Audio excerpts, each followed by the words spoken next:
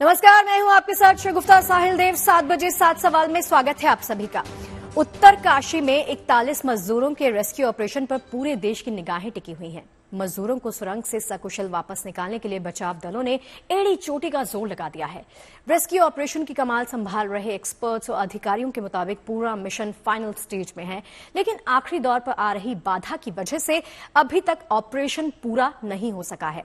ऐसे में हमारा पहला सवाल ये है कि रेस्क्यू ऑपरेशन के आखिरी पड़ाव पर क्यों बढ़ता जा रहा है आखिर इंतजार। दावा यह है कि बचाव अभियान आखिरी मोड़ पर है, सारी बाधाएं दूर कर ली गई हैं और किसी भी वक्त मजदूरों को बाहर निकाला जा सकता है।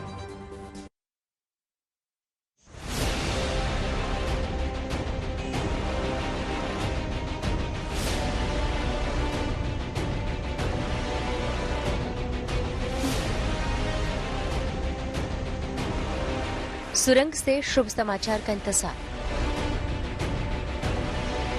41 मजदूर बाहर आने को बेकरार।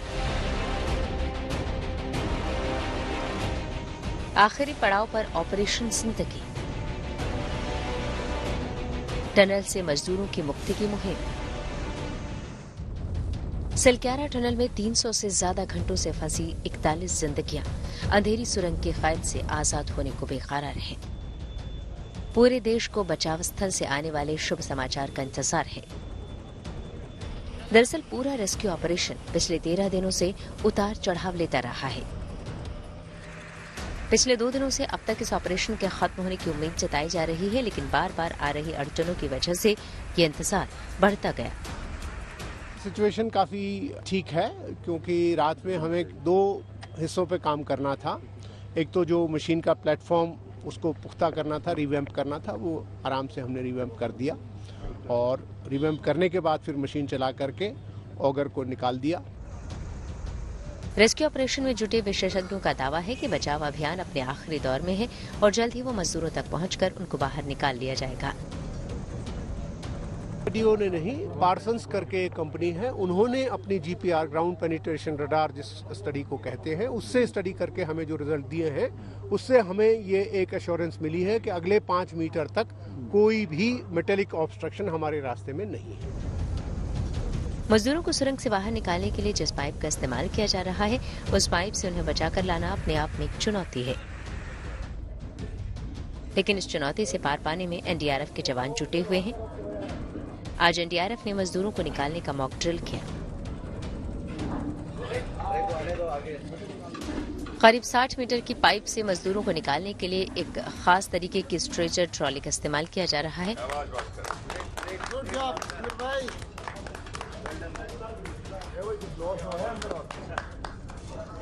ट्रॉली की वजह से मजदूरों को 60 मीटर का फासला चंद मिनटों में ही तय हो जाएगा। बचाव अभियान के आखिरी चरण में कई तरह की बाधाओं से बचाव दल का सामना हुआ, लेकिन उन्होंने चुनौतियों का सफलतापूर्वक सामना किया और सभी तरह की बाधाएं पार कर ली। दरअसल रेस्क्यू ऑपरेशन के दौरान मलबे में एक और पाइप आ जाने की वजह से ड्रिलिंग का काम रोकना पड़ गया था।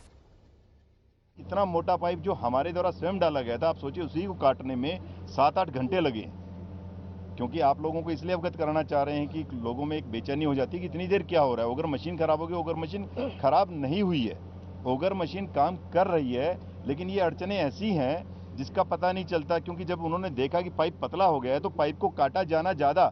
एक्सपर्ट की टीम है, सब डिस्कस करते हैं, यहाँ इंजीनियरिंग एक्सपर्ट्स भी हैं, जियोलॉजिकल एक्सपर्ट्स भी हैं, यहाँ सारी के सारे उनके एक्सपर्ट्स के बाद में डिस्कशन के बाद में ये हुआ कि इस पाइप को काट करके पुश किया जाएगा तो ज़्यादा बेहतर है। इस अड़चन की वजह से ऑगर मशीन के पुर्जे टूट गए और साथ ही उसके प्लेटफॉर्म में भी दरारें आ गई थीं। इसके बाद ऑगर मशीन को वापस बाहर निकालना पड़ा और उसकी मरम्मत की गई। ऑगर के जो ब्लेड्स हैं, वो ऑगर के ब्लेड्स के चारों तरफ ऐसे मुड़ गया।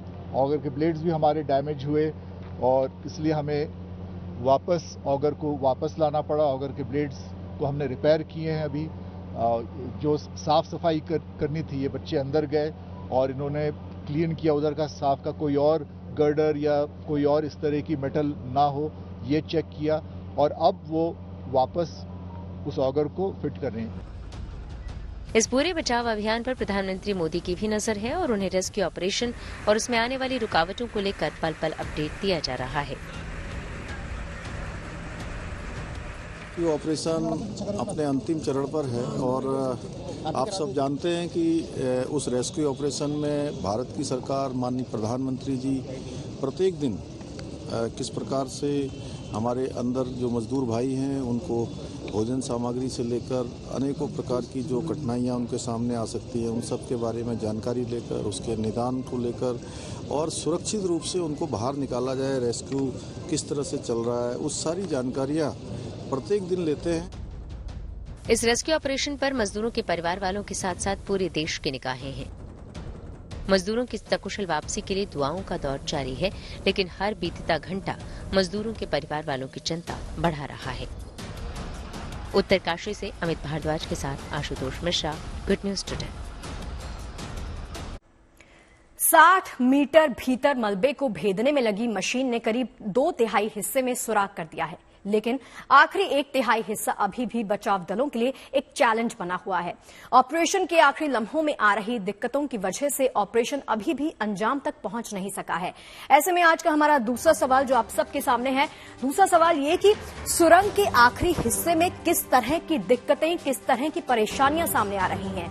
ड्रिलिंग के दौरान 2 दिन पहले ऑगर मशीन के आगे सरिया आया, उसे ठीक करके ड्रिलिंग का काम जैसे ही शुरू किया गया, मशीन के आगे फिर से पाइप आ गई और ऑगर मशीन के प्लेटफॉर्म में दिक्कत आ गई।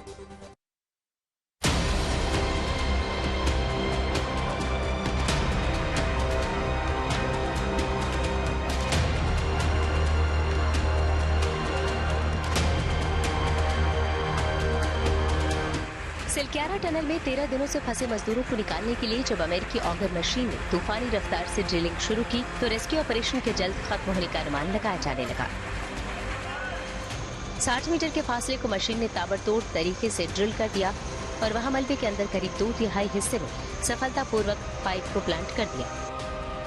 लेकिन इससे पहले कि ऑपरेशन अपने अंजाम तक पहुंच पाता, कुछ अड़चनों ने ऑगर मशीन के बढ़ते कदमों को थाम लिया। दरअसल बुधवार की रात को चले अभियान की रफ्तार से ये उम्मीद जताई जा रही थी कि बृहस्पतिवार की सुबह तक सभी 41 मजदूर सकुशल बाहर आ जाएंगे। लेकिन रात को अमेरिकन ऑगर ड्रिल मशीन की राह में मोटे मोटे लोहे के सरिये आ गए जो टनल के भीतर के स्ट्रक्चर के लिए लगाए गए थे। इन सरियों को भेदने में ऑगर मशीन नाकाम रहा।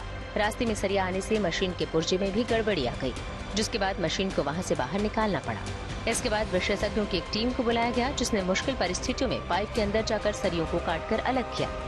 इसके बाद कल दोबारा ड्रिलिंग शुरू की गई, लेकिन 2 मीटर से कम की ड्रिलिंग हुई थी कि मशीन के रास्ते में एक नया रोड़ा सामने आ गया। गुरुवार को एक बार फिर से मलबे में शामिल एक पाइप मशीन के रास्ते आ गया। इस पाइप का इस्तेमाल टनल के अंदर छत की मजबूती बनाए रखने के लिए किया जाता है। पाइप के सामने आ जाने से बचाव अभियान फिर से थम गया। जो आप देखें, जो छत पे ऐसा रहता है और लंबा सा ऐसे होके, और मलबा के साथ कोलैप्स के बाद ये मशीन में ये सामने ऑगर इसलिए चल नहीं पाया, तो वो ऑगर के जो ब्लेड्स हैं, वो ऑगर के ब्लेड्स के चारों तरफ ऐसे मुड़ गया। ऑगर के ब्लेड्स भी हमारे डैमेज हुए और इसलिए हमें वापस ऑगर को वापस लाना पड़ा। ऑगर के ब्लेड्स को हमने रिपेयर किए हैं। अभी जो साफ सफाई करनी थी, ये बच्चे अंदर गए और इन्होंने क्लीन किया उधर का साफ का, कोई और गर्डर या कोई और इस तरह की मेटल ना हो। इस नई बाधा के आ जाने से टनल में डाले जा रही पाइप का सिर मुड़कर संकड़ा हो गया, जिसके बाद उसको वहां से निकालकर हटाने का कोई चारा नहीं बचा। इसके बाद ऑगर मशीन को बाहर निकाला गया, उसके ब्लेड बदले गए और साथ में उसके प्लेटफॉर्म को मजबूती दी गई। अब एक बार फिर से बची हुई दूरी को पाटने के लिए नए पाइप को डाला जा रहा है।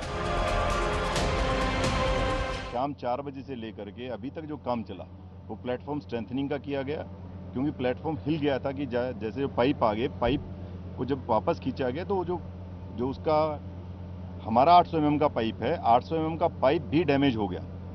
वो आगे से उसका मुंह पतला हो गया, जो सर ने कहा था ना, नैरोइंग हो गया था, उसका नैरोइंग हो गया था। तो इसी वजह से उस पाइप को आज जो हमारी टीम है, जो आपने बताया कि जो उनकी ट्रेंचलेस की टीम है, जो एक्सपर्ट बाहर से भी आए और जो 2 लोग यहाँ के थे, उन सब ने मिलके उस पाइप का 1.5 मीटर 1.2 प्लस मीटर मतलब 1.2 मीटर के आसपास का हिस्सा उनको काटना पड़ा। ड्रिलिंग के दौरान आगे रेस्क्यू टीम को किसी और अड़चन का सामना न करना पड़े, इसके लिए ग्राउंड पेनिट्रेशन रडार तकनीक का इस्तेमाल किया जा रहा है। जीपीआर के मुताबिक ड्रिलिंग के दौरान अगले कुछ मीटर तक किसी और बाधा के सामने आने की संभावना नहीं है। अंदर भेजा गया, वो 45 मीटर अंदर जा करके उसने 45 मिनट के अराउंड तकरीबन लगाए। उसने पूरा वीडियो बनाया, वीडियो के साथ में उसने अपना पूरा जो एक मशीन होती है वो लेकर के गए। एनडीआरएफ के लोगों ने सपोर्ट किया, ट्रांसलेशन सपोर्ट किया। वो कोशिश की गई कि वो आगे का जो हमारा पार्ट है उसमें क्या क्या हो सकता है उसको बता दे, लेकिन चूंकि उसका माउथ थोड़ा नैरो हो चुका था, इस वजह से 100% एक्यूरेसी से वो नहीं बता पाए। लेकिन उन्होंने जो उम्मीद की है कि अगले 5 मीटर के अंदर कंटिन्यूअस मेटल ऑब्जेक्ट नहीं है। रेस्क्यू में जुटे विशेषज्ञों के मुताबिक मजदूरों के जल्द बाहर आने की उम्मीद है। इधर सुरंग के बाहर मजदूरों के परिवार वाले बेसब्री से अपनों के निकलने का इंतजार कर रहे हैं। सिलक्यारा से आशुतोष मिश्रा के साथ Amit Bhardwaj, good news today. अब देखिए, रेस्क्यू ऑपरेशन के दौरान आ रही बाधाएं पूरे ऑपरेशन को कई घंटों पीछे धकेल रही हैं। लिहाजा सावधानी से पूरी सतर्कता के साथ बचाव अभियान चलाया जा रहा है। किसी तरह की जल्दबाजी और उतावलापन नहीं दिखाया जा रहा, क्योंकि छोटी सी भूल या गड़बड़ी ऑपरेशन का कीमती वक्त बर्बाद कर सकती है। ऐसे में हमारा आज का तीसरा और अहम सवाल ये खड़ा होता है कि रेस्क्यू ऑपरेशन में किन किन तमाम बातों का ख्याल रखा जा रहा है। इसके बारे में ज्यादा जानकारी दे रहे हैं सिलक्यारा में मौजूद हमारे संवाददाता अमित भारद्वाज। आखिरी पड़ाव जरूर है, लेकिन बहुत सोफिस्टिकेटेड काम है ये, और फूक फूक के कदम तमाम एजेंसीज को रखना पड़ रहा है। कल रुड़की से एक एक्सपर्ट को लाया गया है जो ट्रेमर्स को कैलकुलेट कर रहे हैं, यानी कि आप बहुत स्पीड से, मशीन की स्ट्रेंथ बहुत ज्यादा है, लेकिन उस कंप्लीट स्पीड से इस मशीन को अब नहीं चलाया जा सकता है, क्योंकि अगर ज्यादा मूवमेंट होता है तो मलबे के गिरने का डर होगा, और मलबे के गिरने से जो ऑलरेडी रेस्क्यू टनल बनाया गया है उसको कहीं ना कहीं डैमेज हो सकता है। और यही वजह कि ये बहुत कंट्रोल्ड और धीमे तरीके से ही ड्रिलिंग मशीन को चलाया जाएगा। देश के इस चुनौतीपूर्ण बचाव अभियान में पहली बार नई तकनीकों का इस्तेमाल किया जा रहा है। इस रेस्क्यू अभियान में पहली बार ड्रोन सेंसर रडार का इस्तेमाल किया जा रहा है। इससे कई महत्वपूर्ण डाटा मिल रहा है। इसके अलावा ग्राउंड पेनिट्रेटिंग रडार का इस्तेमाल किया जा रहा है, जिससे पता चला है कि अगले 5 मीटर तक किसी तरह की कोई बाधा नहीं आने वाली है। हमारा आज का चौथा और अहम सवाल इससे जुड़ा हुआ वो ये कि रेस्क्यू ऑपरेशन में ड्रोन रडार का कैसे और किस तरह से इस्तेमाल किया जा रहा है। इसके बारे में ज्यादा जानकारी दे रहे हैं हमारे सहयोगी Ankit Sharma. Ground penetration radar यानी जीपीआर ये बताएगा कि आगे कोई भारी मेटल या फिर कोई बड़ी मशीन या फिर कोई बोल्डर तो नहीं है, जिसकी वजह से ऑगर ड्रिलिंग मशीन जो ड्रिल कर रहा है उसके शाफ्ट्स को नुकसान पहुंच सके, या फिर पाइप्स जो हैं वो टेढ़े हो जाएं या टकरा जाएं, जो कि काफी इस ऑपरेशन के लिए घातक साबित हो सकते हैं।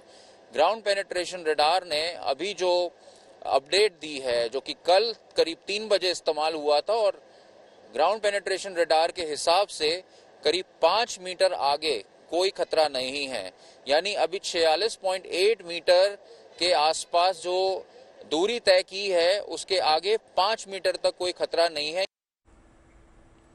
सिलक्यारा से हर कोई अच्छी खबर का इंतजार कर रहा है। हर दिन उम्मीदों का सूरज चढ़ता है और अड़चनों की वजह से मायूसी के साथ शाम ढल जाती है। मजदूरों के बाहर निकलने का इंतजार पूरा देश कर रहा है, लेकिन पिछले 3 दिनों से आ रही बाधाओं से मजदूरों के परिजनों के चेहरे पर मायूसी सी आ गई है। हमारा 5वां सवाल इसी से जुड़ा हुआ है कि 300 घंटे से सुरंग में फंसे मजदूरों के हालात आखिर हैं कैसे। आखिर टनल में पिछले 13 दिनों से मजदूर कैसे हौसला बनाए हुए हैं, वो वहां क्या क्या करके समय बिता रहे हैं, उनके मनोबल को बनाए रखने के लिए क्या इंतजाम किए जा रहे हैं। इन सारे सवालों का जवाब जानने के लिए देखिए हमारी ये खास रिपोर्ट।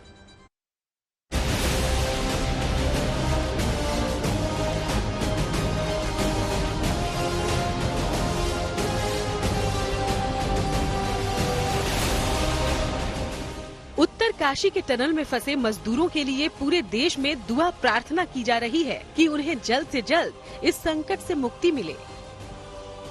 हर दिन एक नई उम्मीद जगती है, लेकिन कुछ अड़चन आ जाने के चलते वो पूरी नहीं हो पाती। टनल हादसे के 13वें दिन एक बार फिर ये उम्मीद जताई जा रही है कि जल्द ही गुड न्यूज मिल सकती है। टनल में फंसे मजदूरों के लिए उज्जैन में महाकाल के दरबार में विशेष पूजा अर्चना और भस्म आरती भी की गई। और आज वही प्रार्थना करने के लिए बाबा महाकाल के पास आया हूँ कि ये सब मजदूर जितने भी अटके हुए हैं ये जल्द से जल्द बाहर आ जाए। साथ में जो हमारे मजदूर भाई साथी वहाँ टनल में फंसे हुए, उनके प्रभु से प्रार्थना की काफी टाइम में फंसे हुए हो गया है, प्रभु अब उनको सुरक्षित बाहर निकाला है। भगवान महाकाल से यही प्रार्थना की गई कि उत्तराकाशी में जो मजदूरों को फंस गए हैं वो भगवान महाकाल की कृपा से सब सुरक्षित हो, तो सब सुरक्षित बाहर होकर निकले। मजदूरों के सुरंग में फंसने के 300 घंटे बीत चुके हैं, लेकिन राहत की बात ये है कि सभी अपना हौसला बनाए हुए हैं और सुरक्षित हैं। उन तक पर्याप्त मात्रा में खाना और पानी पहुंच रहा है। चीज में मैंने पूछा आप कैसे हो, उन्होंने बोला कि मैं ठीक हूँ। बोला कोई दिक्कत तो नहीं है? बोला नहीं कोई दिक्कत नहीं है, अभी ब्रश किए हैं, खाना आ रहा है, हम लोग नाश्ता करेंगे। अभी मैंने पूछा भी कोई दिक्कत है, अगर बीमारी वारी से कुछ भी प्रॉब्लम हो तो दवा हुआ? बोला नहीं दवा हुआ ऑलरेडी है, डॉक्टर साहब वहीं भी बैठे हुए थे, डॉक्टर ने भी बात की, बोले कोई दिक्कत नहीं। पिछले 3 दिनों से मजदूरों के जल्द ही बाहर निकाले जाने की उम्मीद जगती रही, लेकिन वक्त बीतने के साथ परिजनों की चिंता भी बढ़ती जा रही है। मजदूरों के परिजन गांव में उनके बाहर निकलने की खबर मिलने का इंतजार कर रहे हैं, तो टनल के बाहर भी परिजन पहुंचे हुए हैं। जिनकी टनल में फंसे उनके रिश्तेदारों से बात भी करवाई जा रही है। गांव में मौजूद परिजनों से भी उनकी बातचीत करवाई जा रही है, ताकि उनकी चिंता कम हो सके। उनके घर पे भी बात करवाई गई कल वायरलेस पे, SDRF की टीम थी वहाँ पे, उन्होंने फ़ोन से कनेक्ट करा के उन्होंने बात करवाई उनसे। तो हम यही जता रहे हैं कि अब 1 ही घंटे में निकल जाए, बट वैसा हो नहीं सकता। उनका क्या है कि अभी लगे पड़े हैं, देखिए शाम हो जाए, 8 बज जाए, 10 बज जाए, कुछ कहा नहीं जा सकता सर। टनल में फंसे भले ही 13 दिन हो चुके हैं, लेकिन मजदूर अपनी हिम्मत बनाए हुए हैं और इसके दम पर वो वहाँ डटे हुए हैं। मौके पर मौजूद मनोचिकित्सक डॉक्टर रोहित गोंडवाल के मुताबिक इस दौरान तनाव दूर करने के लिए मजदूर चोर पुलिस का खेल खेलने के साथ ही रोज योग और कसरत कर रहे हैं। मनोचिकित्सक के मुताबिक उनका मनोबल बनाए रखना जरूरी है, लिहाजा अब उनके लिए लूडो, शतरंज और ताश उपलब्ध करवाने की योजना बनाई जा रही है। बता दें कि चिकित्सकों की टीम मजदूरों से रोजाना उनकी सेहत और मानसिक स्थिति के बारे में जानकारी लेती रहती है, ताकि अगर किसी तरह की परेशानी हो तो फौरन उसे दूर करने पर काम किया जा सके। साफ है कि टनल में फंसे मजदूरों का हर तरह से ख्याल रखा जा रहा है और अब बस सभी को इंतजार है तो उनके सुरक्षित बाहर निकलने का। Bureau report, good news today. Rescue operation का आज 13वां दिन है, तो जाहिर सी बात है कि इतने दिनों तक टनल में फंसे रहने से मजदूरों की सेहत से लेकर मानसिक स्थिति पर भी इसका असर पड़ सकता है। हमारा छठा सवाल इसी से जुड़ा हुआ और वो ये कि टनल से निकालने के बाद मजदूरों की मेडिकल सुविधा का आखिर क्या क्या इंतजाम किया गया है, इसके बारे में बता रहे हैं एम्स ऋषिकेश के डॉक्टर नरेंद्र कुमार और गढ़वाल रेंज के IG KS नाग्याल। हमारे जो एग्जीक्यूटिव डायरेक्टर हैं प्रोफेसर मीनू सिंह, उनकी देखरेख में हमारा जो इंटरनल डिजास्टर मैनेजमेंट प्लान है एम्स ऋषिकेश का, उसके अंतर्गत अभी नया अपडेट तो ये है कि मतलब हमने अभी एक डॉक्टर्स की टीम तैयार की है, डॉक्टर्स और नर्सिंग ऑफिसर्स की। तो इन केस जरूरत पड़ती है तो हमने गाड़ी भी एक बैकअप के लिए रखी है अभी, तो अगर जरूरत पड़ती है तो इन डॉक्टर्स और नर्सिंग ऑफिसर्स को भी भेजा जा सकता है वहाँ। बेड हमने ट्रॉमा सेंटर में 20 डिजास्टर बेड हैं, वो तो उनके लिए रिजर्व हैं, और उसके अलावा 6 ICU बेड्स हैं और कुछ MS पूल के बेड्स हैं, वो भी हमने उनके लिए बैकअप में रखे हुए हैं। तो हमें यहाँ हॉस्पिटल ले जाने की कर रखा है व्यवस्था है, और यहाँ एम्बुलेंस और स्ट्रेचर वगैरह सारी चीजें हैं, और उसको ग्रीन कॉरिडोर के माध्यम से हम लोग घटना स्थल से और हॉस्पिटल तक ले जाएंगे। यदि ऐसा लगा कि डॉक्टरों के रिकमेंडेशन में कि कुछ जो अंदर फंसे हुए हैं उनकी तबीयत खराब है तो उनको हेली लिफ्टिंग किया जा सकता है। टनल में फंसे मजदूरों को बाहर निकालना एक बहुत बड़ी चुनौती है। रेस्क्यू ऑपरेशन के दौरान आने वाली मुश्किलें इसमें बाधा बनती रही हैं, लेकिन रेस्क्यू टीम के साथ ही बाकी एजेंसियां भी मोर्चे पर पूरे दमखम के साथ जुटी हुई हैं। हमारा 7वां और आखिरी सवाल इसी से जुड़ा हुआ, और वो सवाल ये कि इस मुश्किल रेस्क्यू अभियान को आखिर कैसे अंजाम दिया गया। इस पूरे ऑपरेशन के बारे में बता रहे हैं हमारे संवाददाता अंकित शर्मा।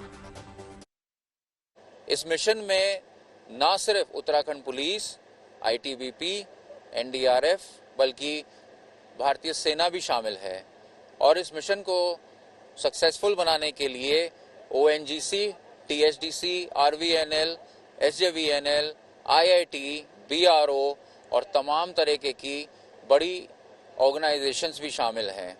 वजह ये है कि जितना पेचीदा ये मिशन है, उस मिशन को सक्सेसफुल बनाने के लिए इन एजेंसीज को आगे आना पड़ा।